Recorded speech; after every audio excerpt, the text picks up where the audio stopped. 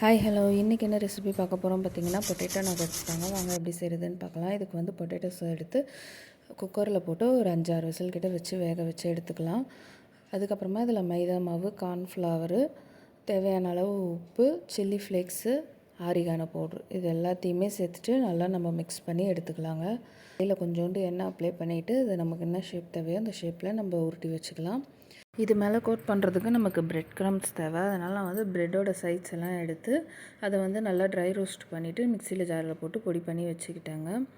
இப்போ ஒரு பவுலில் 2 ஸ்பூன் கார்ன்ஃப்ளவர் எடுத்துக்கலாம். அதை வந்து தண்ணி ஊற்றி நல்லா மிக்ஸ் பண்ணி எடுத்து வச்சுக்கலாம்.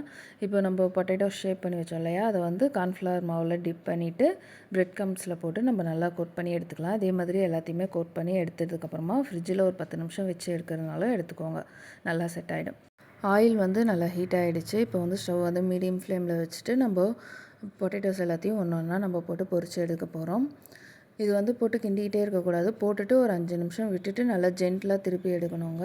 அவ்வளோதாங்க, கோல்டன் ப்ரௌன் கலரில் வந்துடுச்சு. சூப்பர் டேஸ்டியான நகட்ஸ் ரெடி ஆகிடுச்சு. இது கண்டிப்பாக ட்ரை பண்ணி பாருங்கள். இது போல் நிறைய ரெசிபிஸ் பார்க்க யூடியூப்பில் பார்க்குறீங்கன்னா சப்ஸ்கிரைப் பண்ணுங்கள், இன்ஸ்டாவில் பார்க்குறீங்கன்னா ஃபாலோ பண்ணுங்கள்.